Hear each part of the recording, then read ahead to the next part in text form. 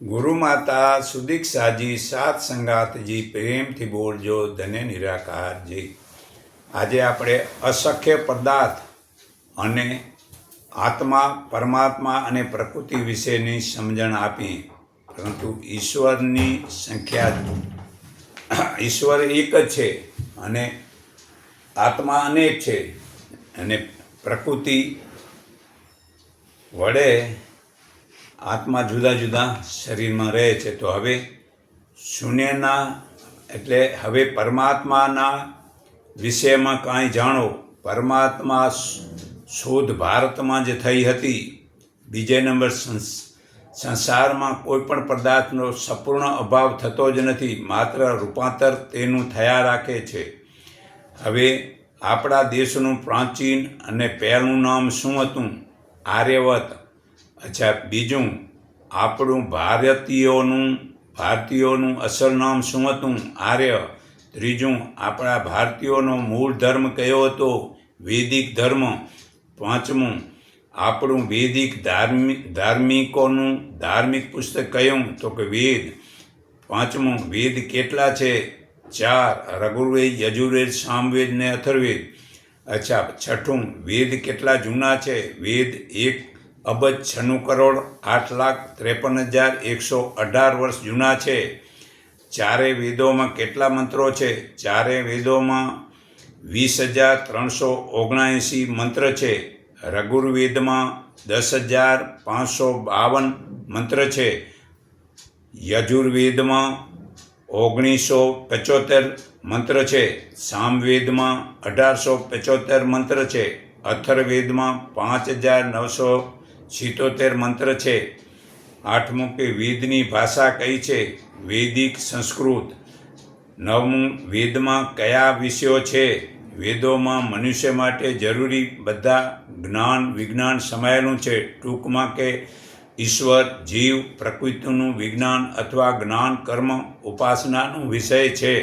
દસમું વેદોનું જ્ઞાન મનુષ્યોને કેવી રીતે મળ્યું?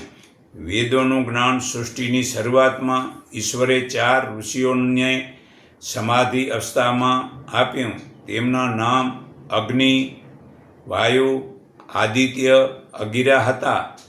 11મું અનાદિ વસ્તુઓ કેટલી છે? 3, જીવ, પ્રકૃતિ અને ઈશ્વર। 12મું વેદ પુસ્તકના રૂપમાં ક્યારે બન્યું? સૃષ્ટિની શરૂઆતમાં થોડા સમય પછી। 13મું અનાદિ કોને કહે છે? જે વસ્તુ ઉત્પાદન ન થાય તે પરમાત્માને અનાદિ કહેવાય છે। અચ્છા, પરમાત્માના મુખ્ય કર્મ કયા છે? પરમાત્માના મુખ્ય 5 કર્મ છે। 1, સંસારને બનાવવો। બીજું, સંસારનું પાલન કરવું। ત્રીજું, સંસારનો વિનાશ કરવો। ચોથું, વેદોનું જ્ઞાન આપવું। અને પાંચમું, સારા ખરાબ કર્મોનું ફળ આપવું। પરમાત્માનો મનુષ્ય સાથે શું સંબંધ છે?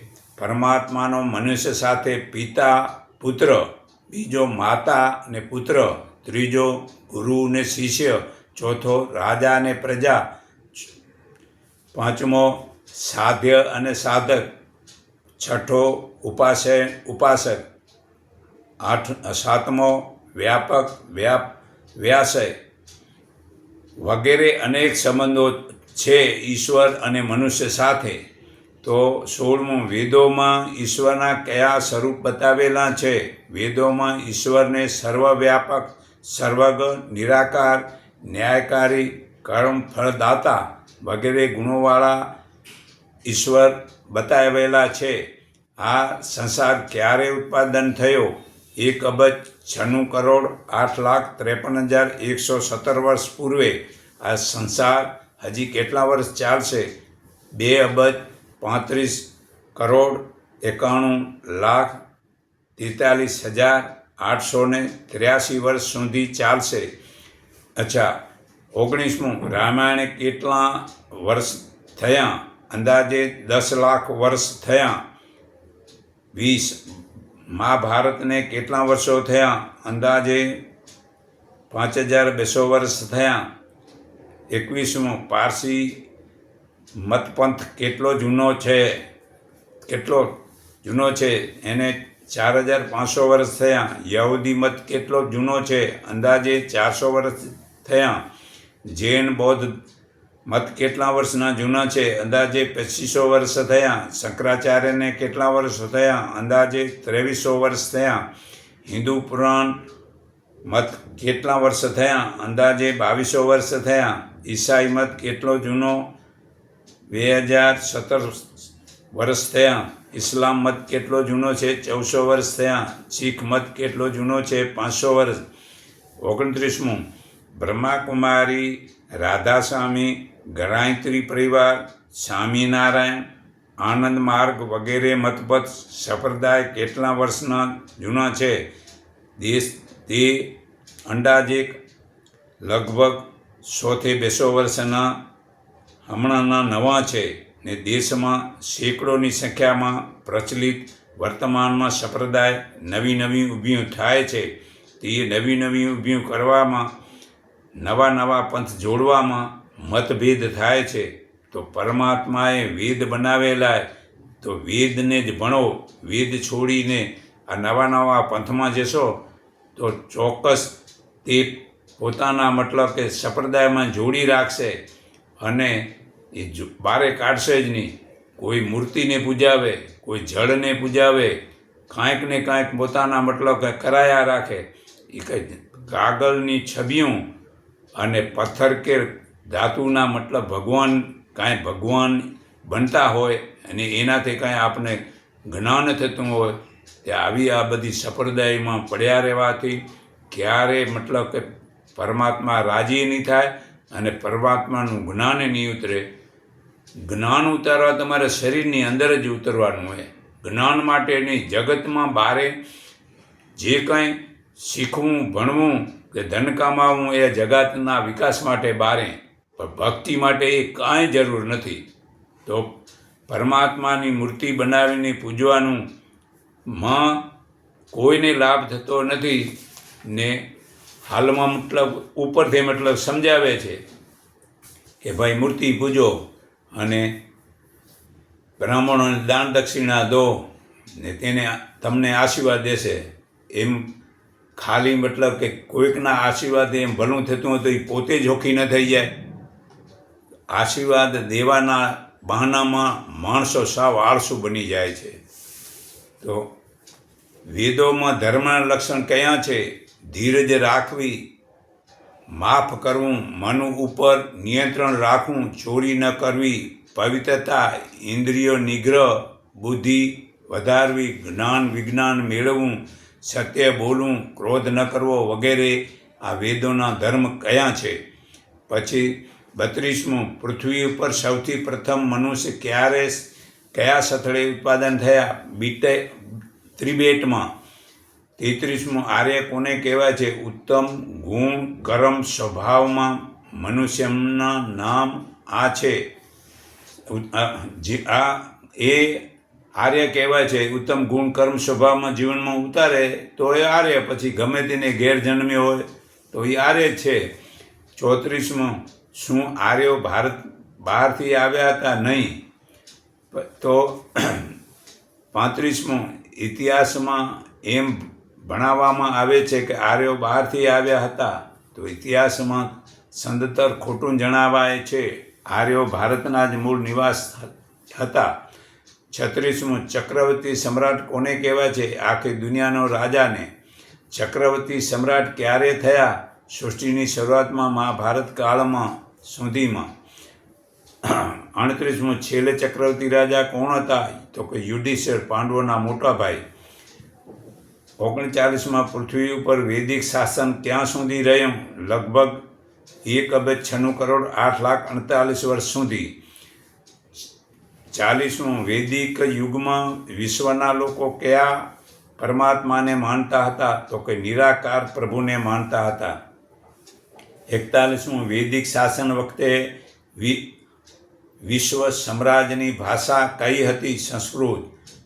42મું, વૈદિક કાળમાં શિક્ષા પ્રણાલી કઈ હતી? તો કે ગુરુકુળ. અત્યારે ગુરુકુળ સાહેબ મતલબ છોડી દીધા છે. પહેલાં રાજાના દીકરા મતલબ કે ભગવાનના અવતારી પુરુષો મતલબ કે ગુરુકુળમાં જતા હતા. કૃષ્ણ કે રામ આ સાદિકની ગુરુ પાસે મતલબ કૃષ્ણ ગયા હતા. તો અત્યારે મામૂલી માણસો મતલબ ગુરુકુળમાં મોકલતા નથી. 43મું વૈદિક કાળમાં વ્યક્તિગત જીવનને કેટલા ભાગોમાં વિભાજિત કરવામાં આવ્યા છે? 4, જેના આશ્રમ કહે છે. 4 આશ્રમના નામ કયા છે? 4 આશ્રમના નામ આ પ્રમાણે છે: બ્રહ્મચાર્ય, ગૃહસ્થ, વાનપ્રસાદ અને સંન્યાસ આશ્રમ. 45મું વૈદિક ધર્મ કર્મોના આધારે માનવ સમાજ માટે કેટલા ભાગોમાં વિભાજિત કરવામાં આવ્યા છે? એના નામ શું છે? વૈદિક ધર્મ કર્મના આધારે માનવ સમાજને 4 વિભાગોમાં વહેંચવામાં આવ્યા છે, જેને 4 વર્ણો કહેવામાં આવે છે, જેના નામ છે બ્રાહ્મણ, ક્ષત્રિય, વૈશ્ય અને શૂદ્ર. તે કોઈ પણ મતલબ કે બ્રાહ્મણને ઘરે જન્મથી થતો નથી. બ્રાહ્મણના કર્મ પરોપકાર વગેરે કરે તો બ્રાહ્મણ. ક્ષત્રિયને ઘેર જન્મથી ક્ષત્રિય થતો નથી. એ શૂરવીરતા હોય ને બીજાનું રક્ષણ કરે એ ક્ષત્રિય, ગમે તેને ઘેરે જન્મ્યો હોય. વેશ્યાને ઘેરે જન્મ્યાથી વેશ્યા નથી. એ વેપાર ને ખેતી કરે તો જ વેપાર, ગમે તે કરે એ વેશ્ય જ બની શકે. અને શૂદ્રને ઘરે જન્મ થવાથી નથી. એ કાયમ પણ બીજાની મતલબ કે નોકરી કરે તો એ વેશ્યા જ છે. પછી ગમે તેને ઘરે બ્રાહ્મણને ઘરે જન્મ્યો હોય તો એ શૂદ્ર જ છે. 46માં શું વૈદિક ધર્મોમાં ઈશ્વરને અવતાર લેતા બતાવ્યા છે? નહીં. 47મું વૈદિક ધર્મી માટે કયા કર્મો કરવા અનિવાર્ય છે? પંચમા યજ્ઞ. 48માં પંચમા યજ્ઞના નામ કયા છે? પંચમા યુગના નામ છે બ્રહ્મચાર્ય, ઈશ્વરનું ધ્યાન કરવું, વેદોનો ભણવા. બીજું દેવયજ્ઞ, હવન કરવો. ત્રીજું પિતૃયજ્ઞ, માતા પિતા વડીલોની સેવા કરવી. ચોથું અતિથિ યજ્ઞ, વિધાન, સંન્યાસી, સમાજ સેવી વ્યક્તિઓની સેવા સત્કાર કરવો. પાંચમું બલિ વિશ્વદેવ યજ્ઞ, પશુ પંક્ષીઓને ઘાસ દાણા આપી એમની સેવા કરવી. 49મો વૈદિક ધર્મ જીવનને શ્રેષ્ઠ બનાવવા માટે કઈ વિધિ બનાવવામાં આવી છે? 16 સંસ્કાર. 50મો 16 સંસ્કાર નામ કયા? 16 સંસ્કારોનું નામ આ પ્રમાણે છે: ગર્ભપાત,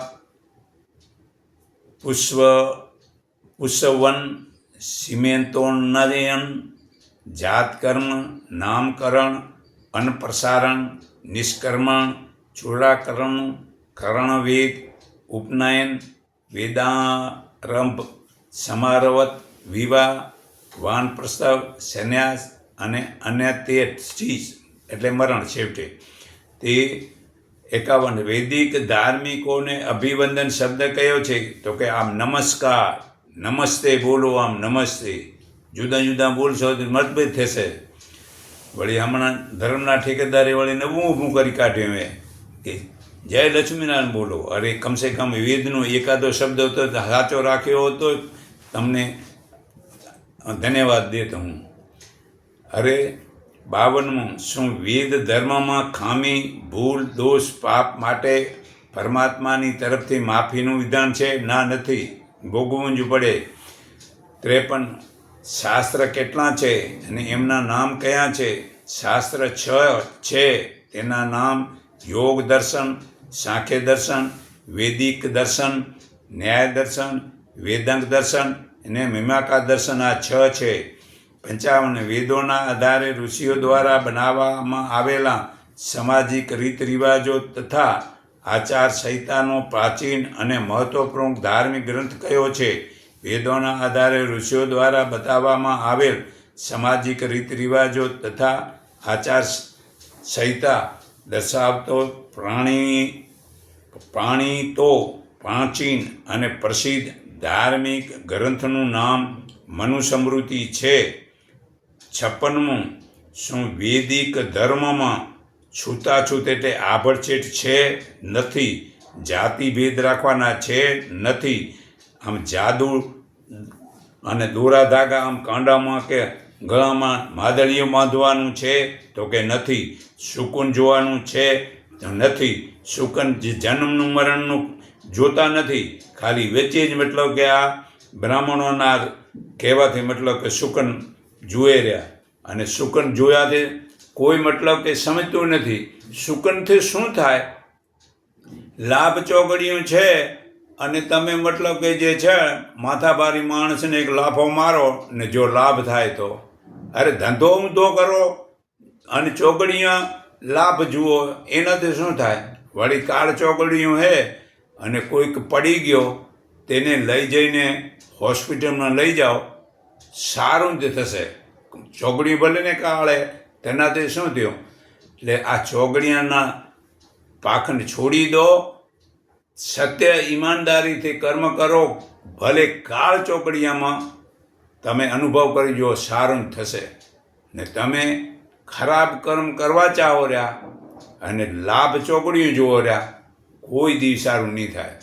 તો આવા ખોટા મતલબ ચોગડિયાના શંકાઓ છોડી અને આ મંગળની છોકરી મંગળ જોઈએ, આ પાખંડ શા માટે કરો રહ્યા? જે છોકરાના ગુણ છે એવી છોકરી ગુણવાળી જુઓ, જે છોકરાને કર્મ કરવું છે એવી છોકરી કર્મવાળી જુઓ. છોકરીના સ્વભાવ ને છોકરાના સ્વભાવ, ગુણ કર્મ ને સ્વભાવ બેના મેચ થાય. બેયને ખેતી કરવી હોય તો બેયને મંગળ નહીં હોય તો મતલબ કે એનું ભળશે. બંને મંગળવાળા ભેળા કરો, એક કહેશે મને ખેતી કરવી અને બીજું કહેશે મને ખેતી નથી કરવી, એ મંગળે તમારા કામ નહીં આવે. શા માટે મતલબ આવા તું ઊભા કરી અને કેના હક પણ થતા હોય તો એ છોરાના મનમાં નહીં ગયા હોય અને બસ કહેશે અહીંયા હવે આ મંગળ નથી તે નહીં હાલે. ત્યાં આવા પાપમાં શા માટે પડ્યો રહ્યા? ગુણ કર્મ ને સ્વભાવ જેનામાં છે એ જન્મારો એનું મતલબ જન્મ સંસાર સફળ થશે. કારણ કે બંનેને એક જ પ્રકારના ગુણ હે, એક જ પ્રકારનું કર્મ હે અને એક પ્રકારના સ્વભાવે, તો એ જોડો. બાકી આવા ખોટી રીતે પાખંડ શા માટે કરો છો? પછી જન્મ કુંડલી જોવાનું નથી, તમે ઈમાનદારીથી કામ કરો. જન્મ કુંડલી જોઈને શું કરવાની હોય? કે હસ્તરેખા જોવાનું શું કરવાનું હોય? જેનો હાથ જ ન હોય તો મતલબ એની જન્મ કુંડલી કેમ જોશો? હાથ વગરનો પણ સારું કર્મ કરે તો એ બધા મતલબ હારામણા થશે. પછી નવગ્રહ પૂજા કરવાની ક્યાંય વેદ ઉપનિષદ ગીતામાં બતાવેલું નથી. હમણાં વળી મતલબ નવા ધર્મના ઠેકેદાર પાખંડ ઊભા કરે કે હું નવગ્રહ પૂજા કરું છું. શા માટે? તું પોતાનો એ ટાઈમ બગાડો ને બીજાને શા માટે મતલબ આવા પાખંડમાં નખાવો રહ્યા? પછી નદી સ્નાન જવાય જ નહીં. અને વળી તેમાં મતલબ અજ્ઞાની વળી મરી ગયા, એના હાડકાના ફૂલણા ગયા ને એ વળી નદીમાં નાખે. અરે જીવતા સત્કર્મ કર્યો નહીં ને મરી ગયા પછી હાડકા નાખવાથી શું મતલબ કે એ પવિત્ર થઈ જાય કે તરી જાય?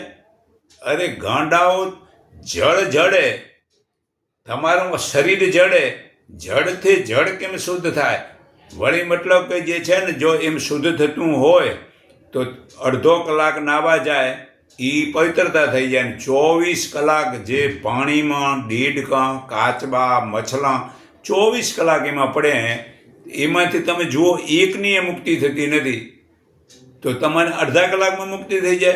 શા માટે આવા નાવાના પાખંડ ને એ આ કુંભ સ્નાનમાં જવું ને કરોડો રૂપિયાના નુકસાન કરી, ફોકટ ટાઈમ વેસ્ટેજ કરી અને કેટલા મતલબ કે આ પાખંડ ભારતમાં કરી ગયા ધર્મના નામે. તે સ્નાનથી ઉપરનો શરીરનો ભાગ મતલબ સફેદ થાય, ગમે તો શુદ્ધ થાય. ગંગાનું હોય કે ચાલે પણ અહીંયા કૂવાનું હોય કે ગમે તેનું હોય, તેનાથી શુદ્ધ થાય. કાંઈ મતલબ કે નાહવાથી કાંઈ પવિત્રતા થાય તો તમારે એક બાજુ પાપ કરે ને બીજી બાજુમાં નાહી લે. આમાં પાખંડ મતલબ કરી ગયા. નદીમાં સ્નાન કરવા જવાથી ઉલટું પાપ લાગે. ત્યાં તમે મોંમાંથી થૂક નાખો, આંખના પિયા સાફ કરો, કોઈ બી મેલ સાફ કરો કે મળમૂત્ર કરો કે જે કાંઈ કરો એની અંદરમાં પડે અને એ જે પીએ, ચકલા, પશુ, પંક્ષી, માનવ વગેરે, તે જે આ શુદ્ધ જળ હતું ને મેલું કર્યું એને પાપ લાગે. તો આવું કોઈ સમજતા નથી કે હવે નદીમાં સ્નાન કરવા જેવું. લો હવે ઘર મૂકીને વળી ક્યાં નદી સ્નાન કરવા જેવું? પછી માંસાહાર ખાવાનું નથી, દારૂ પીવાનું નથી, પછી પ્રેત ભૂતની બીક રાખવાની નથી, પછી મરી ગયા પછી પિંડ દેવાનું નથી, કોઈ મંદિર બનાવવાનું નથી, મૂર્તિ પૂજવાનું નથી, ફૂલડા ચડાવવાના નથી.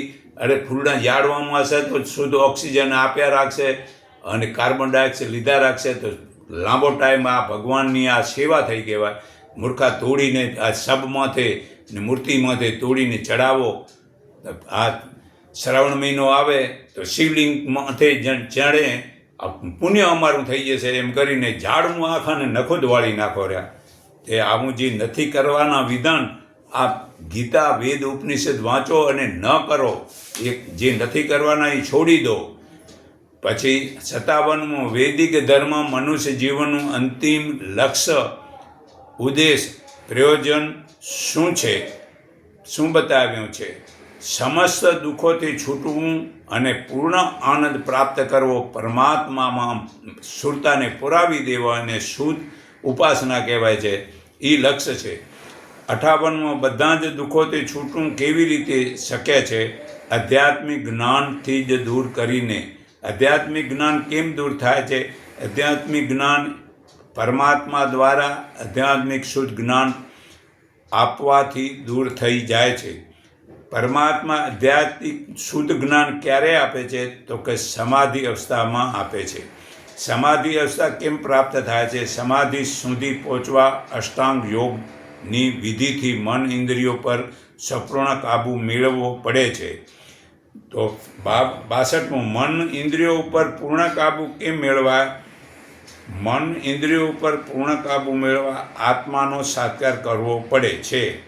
તો આત્માનો સાત્કાર ક્યારે થાય? આત્માનો સાત્કાર આત્મવિજ્ઞાન વાંચી, વિચારી, નિર્ણય કરી, દ્રઢ નિશ્ચય કરીને, તપસ્યા, ધ્યાન વગેરે કરી અને પુરુષાર્થ પૂર્વક કર્મોના કરવાથી થાય છે. ઈશ્વરનું ધ્યાન કરવાથી શું લાભ થાય છે? ઈશ્વરનું ધ્યાન કરવાથી મન કાબૂમાં આવે છે, ઇન્દ્રિયો નિયંત્રણમાં આવે છે, એકાગ્રતા વધે છે, યાદશક્તિ વધે છે, બુદ્ધિ સાચા વિચાર નિર્ણય કરે છે અને તીવ્ર નિર્ણય લેવાથી બને છે. ખરાબ સંસ્કાર નાશ થાય છે ને સારા સંસ્કાર અંદર ભરાય છે.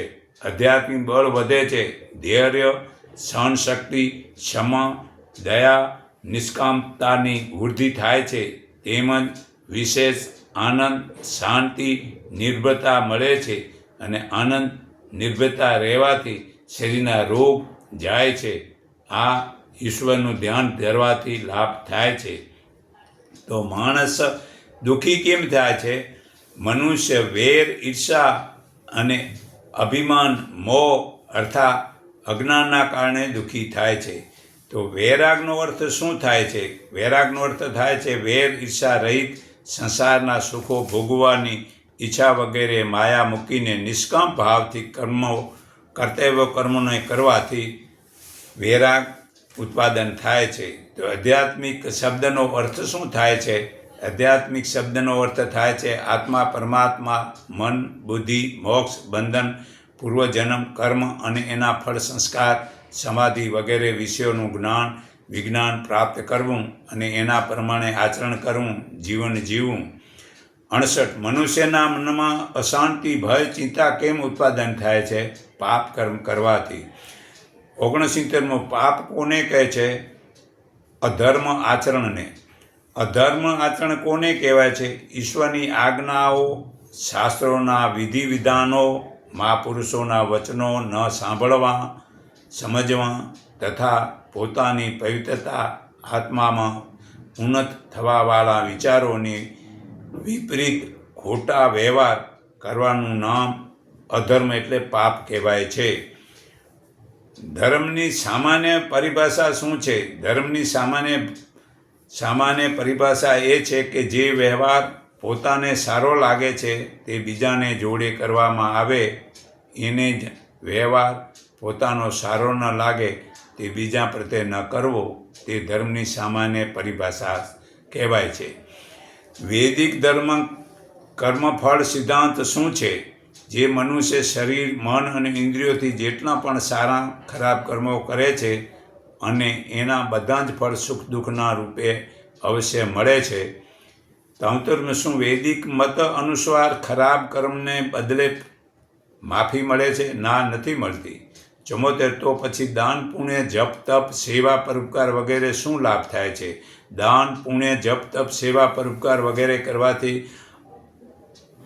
અલગથી સારું ફળ મળે છે, જુદું ફળ મળે છે. એનાથી ખરાબ કર્મોના ફળ ઓછા થતા નથી, ન માફ થાય છે, પણ બીજા ઓછા થાય છે, થોડી ડર લાગે છે એ દાન પુણ્ય કર્યાથી. 75 જ્યારે કર્મોના ફળ મળે જ છે તો ઈશ્વરની ઉપાસના કરવાથી ફાયદો શું? ફાયદો એ છે, ઈશ્વરની ઉપાસના કરવાથી બુદ્ધિ પવિત્ર થાય છે, આનંદની પ્રાપ્તિ થાય છે, આત્મિક બળ વધે છે, મનમાં ઉત્તમ સારા વિચારો ઉત્પાદન થાય છે. પરિણામ સ્વરૂપ માણસ ભવિષ્યમાં ખરાબ કર્મ કરતો નથી અથવા ઓછા કરે છે. 76 શું આપણું ભવિષ્ય નિશ્ચિત છે? કોઈ જાણીને કહી શકે છે? ના. 77 તો શું જ્યોતિષ ભવિષ્યવાણી કહે છે એ સાચી નથી? ના, એ સાચું નથી. 78 કોઈ વિશેષ પરિસ્થિતિમાં ખોટું બોલવું લાભદાયી કે ઉચિત હોય છે? નહીં, ઉચિત હોતું નથી. 79 શું ઈશ્વર પોતાના ઈચ્છાથી કોઈ મનુષ્યને વગર કર્મે કરે સુખ દુઃખ મળતું ફળ આપે છે? નથી આપતા. 80 શું અજ્ઞાન, મિથ્યા જ્ઞાનના કારણે કરવામાં આવેલા ખરાબ કર્મોનું ફળ પણ મળે છે? હા જી, મળે છે. 81 કયું કર્મ સારું અને ખરાબ ખબર કેમ પડે? કયું કર્મ સારું છે એની ખબર કેમ પડી શકે? કોઈ પણ કાર્ય કરતા પહેલાં, કરતી વખતે કે પછી મનમાં આનંદ ઉત્સાહ થાય, પ્રસન્નતા, શાંતિ, સંતોષ મળે, સાથે જ તેનાથી પોતાનું, દેશનું, વ્યક્તિગત, પરિવારનું, સામાજિકનું નુકસાન ન થાય એવા કાર્યને સારું માનવામાં આવ્યું છે. કયો કર્મ ખરાબ છે એની ખબર કેમ પડે? કોઈ કાર્યને કરતાં પહેલાં, કરતી વખતે, કર્યા પછી મનમાં ભય, શંકા, લજ્જા ઉત્પાદન થાય, સાથે જેનાથી વ્યક્તિગત, પારિવારિક, સામાજિક અને રાષ્ટ્રનું નુકસાન થતું હોય એને ખરાબ કાર્ય માનવું જોઈએ. મન ઉપર નિયંત્રણ કેવી રીતે થાય? મનની ઉપર નિયંત્રણ આધ્યાત્મિક શુદ્ધ જ્ઞાનની વૃદ્ધિથી થાય છે. આધ્યાત્મિક શુદ્ધ જ્ઞાન કેવી રીતે મળે છે? એવો વિચાર કરીએ કે હું એક ચેતન તત્વ છું અને મન, ઇન્દ્રિયો અને શરીરનો સ્વામી છું. શરીર અને મન જડ છે. મારી ઈચ્છા વિના અને પ્રયત્ન વગર શરીર, મન, ઇન્દ્રિયો પોતાની મેળે કાંઈ પણ કામ નહીં કરી શકતી. હું મારી ઈચ્છાથી કામ કરવા ઈચ્છીશ એ જ કરીશ. જે કામ નહીં કરવા ધારું તે નહીં કરું.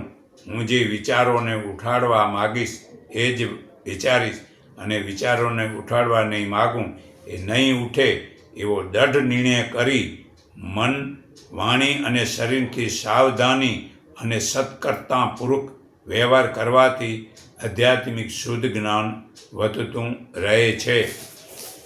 તો 85 કાર્યમાં સફળતાનો ઉપાય શું? કાર્યોમાં સફળતા માટેના ઉપાય આ રહ્યા. એક તો કાર્ય કરવાની મનમાં તીવ્ર ઈચ્છા. બીજું, કાર્ય પૂરા કરવા માટેની જરૂરિયાત સાધનોની સંગ્રહ. ત્રીજું, કાર્યને સફળતાથી ત્વરિત અને સારી રીતે કરવાની રીત જાણવી. ચોથું, કાર્ય પૂરું થાય ત્યાં સુધી પુરુષાર્થ કરવો. પાંચમું, કાર્ય કરતા માર્ગમાં આવતી બાધા, વિઘ્નો, કષ્ટ, અભાવ, વિરોધ, પ્રતિકૂળતા વગેરે પ્રસન્નતાપૂર્વક સહન કરતા રહેવું. છઠ્ઠું, ઈશ્વર પાસે કાર્યની સફળતા માટે જ્ઞાન, બળ, સાહસ, ઉત્સાહ, પરાક્રમ વગેરે પ્રાપ્તિ માટે પ્રાર્થના કરવી તો કાર્ય સફળ થશે. 86 કોઈ પુસ્તક ઈશ્વરીય હોવાનું પ્રમાણ શું? કોઈ ધર્મગ્રંથ ઈશ્વરીય હોવાના પ્રમાણ નીચે પ્રમાણે છે. પહેલું, કે જે પુસ્તક સૃષ્ટિની આદિમાં બન્યો હોય. બીજું, જેમાં વિજ્ઞાન વિરુદ્ધ વાતો ન હોય. ત્રીજું, જેમાં મનુષ્યનો ઇતિહાસ ન હોય. ચોથું, જેમાં પરસ્પર વિરુદ્ધ ન હોય. પાંચમું, જેમાં મનુષ્યની ઉન્નતિ માટે સર્વ ઉત્કૃષ્ટ હેતુવાળું તમામ પ્રકારના વિષયોનું વર્ણન હોય. છઠ્ઠું, જેમાં અંધવિશ્વાસ, પાખંડ, અજ્ઞાનયુક્ત અપ્રમાણિક વાતોનું વર્ણન ન હોય. સાતમું, જેમાં સૃષ્ટિના પ્રત્યક્ષ નિયમોનું વિરુદ્ધ સિદ્ધાંત ન હોય. આઠમું, જેમાં પરમાત્માના ગુણ, કર્મ, સ્વભાવ હોય તેવા જ ગુણોનું ધર્મગ્રંથમાં વર્ણન હોવું જોઈએ. નવમું, જેમાં પક્ષપાત રહિત સર્વ મનુષ્ય માટે વિધિ વિધાન, નિયમ, અનુશાસનનું વિધાન કહેલું હોય. દસમું, જે કોઈ દેશ વિદેશમાં મનુષ્ય જાતિ, રંગ, ભેદ, મત, પંથ, સંપ્રદાય, છૂત અછૂતના ભેદ ન હોય, તેમજ સાર્વજનિક, સાર્વભૌમિક, સર્વકાલિક હોય. 11મું, કોઈ મનુષ્યકૃત ભાષા ન હોય. 87મું, મનુષ્ય જીવનની સફળતાનું લક્ષ્ય શું છે?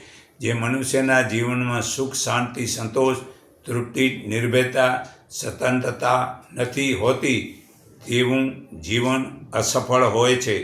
ચાહે પોતાની પાસે ધન, માન, રૂપ, બળ, વિદ્યા, પ્રતિષ્ઠા, યશ, કીર્તિ કેમ ન હોય. 88મું, મનુષ્ય જીવનની સફળતાનું લક્ષણ શું છે? જે મનુષ્યના જીવનમાં સુખ, શાંતિ, સંતોષ, તૃપ્તિ, નિર્ભયતા, સ્વતંત્રતા હોય છે તેનું જીવન સફળ છે. પછી ભલે તેને પાસે ધન, લક્ષ્મી, સંપત્તિ, રૂપ, બળ, વિદ્યા, પ્રતિષ્ઠા, સન્માન, યશ, કીર્તિ મળે કે ન મળે, તેનું જીવન સફળ છે. પછી યજ્ઞ શબ્દનો અર્થ શું છે? જે કર્મ વડે દાન, ત્યાગ, શ્રેષ્ઠ કર્મો પૂર્ણ નિષ્કા ભાવથી થતા હોય. અગ્નિહોત્રનો શબ્દ શ્રેષ્ઠ યજ્ઞના શબ્દથી ગ્રહણ થાય છે. 90મું, કેવા પ્રકારના જીવનથી મનુષ્યને વધુ ઉત્તમ સુખની પ્રાપ્તિ થાય છે? ઉત્તમ સુખની પ્રાપ્તિ નીચે પ્રમાણે થાય છે. પહેલું કે આદર્શ દિનચર્યા, પોતાની ફરજ મુજબનું દરરોજ કર્મ કરવું. વહેલું સિદ્ધન જાગરણ, 4 થી 6 ને બ્રહ્મુહૂર્ત કહેવાય તે બ્રહ્મુહૂર્તે ઉઠવું. ત્રીજું, બ્રહ્મણ, થોડું મતલબ સમય ફરવા જવું બહારના ભાગમાં સવારના. ચોથું, વ્યાયામ, યોગાસન કરવા. પાંચમું, સ્નાન. છઠ્ઠું, યજ્ઞ. સાતમું, ઈશ્વર ઉપાસના. આઠમું, ઉત્તમ પુસ્તકનું વાંચવું. નવમું, સત્યપાલન કરવું. 10મું, વેર ઈર્ષા રહિત વ્યવહાર કરવો. 11મું, બીજાનું ધન અધિકાર ન લેવા એટલે ચોરી ન કરવી. સમાજ, રાષ્ટ્રની ઉન્નતિ માટે સંગઠન, ત્યાગ, તપ, સેવા, બલિદાનની ભાવના રાખવી. 13મું, ઉત્તમ કાર્ય માટે ખરાબ કર્મોનો ત્યાગ કરવો. 14મું, સાત્વિક ભોજન લેવું. 15મું, મધુર વ્યવહાર કરવો. 16મું, આત્મનિરીક્ષણ. 17મું, વિદ્વાનોનો સત્સંગ. 18મું, ઉત્તમ ગુણ કર્મ સ્વભાવ ધારણ કરવા માટે તપસ્યા, ધ્યાન કરવું. 19મું, પરોપકાર કરવો. 20મું, નમ્રતા સુખ પ્રાપ્તિના ઉપાય છે. 19મું, રાષ્ટ્ર વિશ્વની ઉન્નતિના ઉપાય કયા છે? રાષ્ટ્ર વિશ્વની ઉન્નતિ માટે વૈદિક ઉપાય. સંપૂર્ણ વિશ્વના લોકો જ્યારે એક જ પરમાત્માને જાણે, એને માને, દરેકની ભાષા એક હોય, એક વૈદિક ધર્મ હોય, એક વૈદિક સંવિધાન હોય, એક આચાર વિચાર, એક પ્રકારના લાભ હાનિ સમાન હોય, એક પ્રકારનું અભિવંદન નમસ્તે હોય, ત્યારે વિશ્વમાં શાંતિ સ્થાપત ઉત્પત્તિ થાય છે. 92, સંપૂર્ણ રાષ્ટ્ર અને વિશ્વમાં એકતા કેવી રીતે સ્થાપિત થઈ શકે? હા, વિશ્વમાં એકતા સ્થાપિત કરવા માટે તમામ મનુષ્યનું એક જ લક્ષ્ય હોય. તે લક્ષ્ય પ્રાપ્તિનો માર્ગ એક જ હોય. લક્ષ્ય પ્રાપ્તિના સાધન એક પ્રકારના હોય. તે માર્ગ પર ચાલવાની વિધિ એક જ હોય એવો ઉપાય ફક્ત ઈશ્વરી વેદ જ્ઞાન જ છે. 93 જીવનને સિદ્ધ સફળ બનાવવાના અને ભૌતિક સાધનોની ઉન્નત બનાવવાના 100 ઉપાય છે. જીવનને અતિ સિદ્ધ સફળ તેમજ ભૌતિક ઉન્નતિ માટે આત્મનિરીક્ષણ જ એક ઉપાય છે.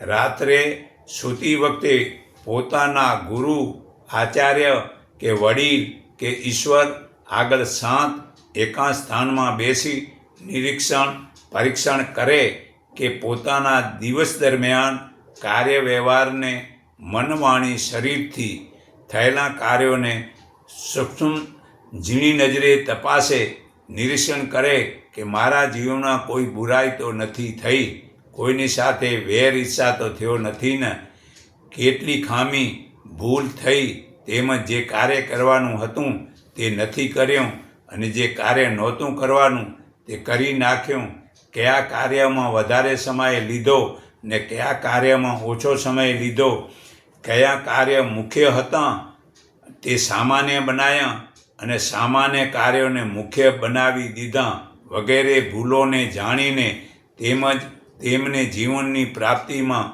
અવરોધરૂપ સમજીને તેને પૂર્ણ રૂપે દૂર કરવાની પ્રતિજ્ઞા કરી દ્રઢ સંકલ્પ કરવો કે અને ફરી થવા દઈશ નહીં. સાથે જ દિવસભરના કાર્યો કરતી વખતે મન, વાણી અને શરીરથી સાવધ અને જાગૃત રહેવું.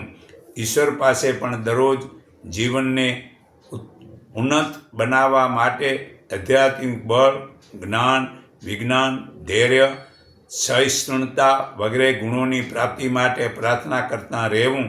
આ ઉપાય ના કરવાથી જ સામાન્ય માણસનું જીવન પણ ઝડપથી શ્રેષ્ઠ બની શકે છે. પૂર્વજન્મ થાય છે એના પ્રમાણ શું છે? પૂર્વજન્મ થાય છે એના પ્રમાણ આ રહ્યા. પહેલું કે જન્મની સાથે જ મનુષ્ય પશુ દૂધ પીએ છે. બીજું, 4-6 મહિનાનો બાળક માતાના ખોળામાં ક્યારેક હસે છે, ક્યારેક આંખો બંધ કરી સૂતાં ભયભીત બને છે. ત્રીજું, સંસારમાં ઊંચી નીચી જૂનીઓ. ચોથું, બાલ્યાવસ્થામાં બુદ્ધિના સતરનો ભેદ જોઈને અનુમાન થાય છે કે પૂર્વજન્મ જીવાત્મા લે છે. 95 સમાજમાં લોકોની સાથે વ્યવહાર કેવો કરવો જોઈએ? સમાજમાં 4 પ્રકારના વ્યક્તિઓ હોય છે, એમની સાથે 4 પ્રકારનો વ્યવહાર કરવો. પહેલું કે જે વ્યક્તિ ધન વગેરેથી સુખી અને સમૃદ્ધ છે એની જોડે મિત્રતા રાખવી. બીજું, જે વ્યક્તિ ધન વગેરે વંચિત છે, નિર્ધન અને દુઃખી છે એમની ઉપર દયા કરીને યથાશક્તિ સહયોગ કરવો.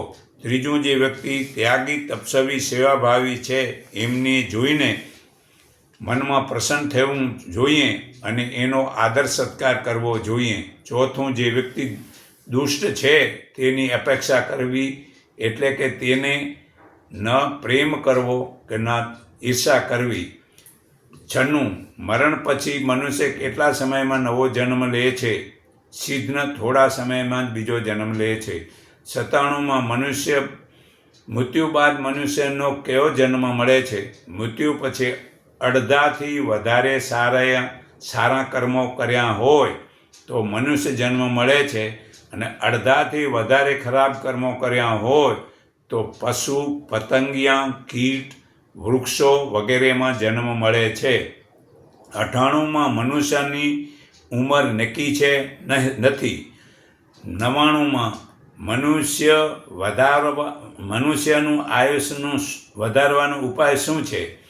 મનુષ્ય આયુષ્ય વધારવા માટે ઉપાય આ પ્રમાણે છે. સાત્વિક ભોજન લો, નિયમિત દિનચર્યા કરો, બ્રહ્મચાર્યનું પાલન કરો, પૂર્ણ ઊંઘ લો, વ્યાયામ કરો, સારા પુસ્તકનું વાંચન કરો, સત્સંગ સાંભળો, વિધાન, શ્રેષ્ઠ મનુષ્યની સાથે મિત્રતા રાખો, ઈશ્વર ઉપર શ્રદ્ધા રાખો અને વિશ્વાસ રાખો, સત્કર્તા, સાવધાની, શાંતિ, પ્રસન્નતા, ધૈર્ય, દયા, ક્ષમા વગેરેનું પાલન કરો. આ ઉપાયથી માણસ પોતાની આયુષ્ય વધારી શકે છે. 100, માણસની નાની ઉંમરમાં જલ્દી અકાળે કેમ મરી જાય છે?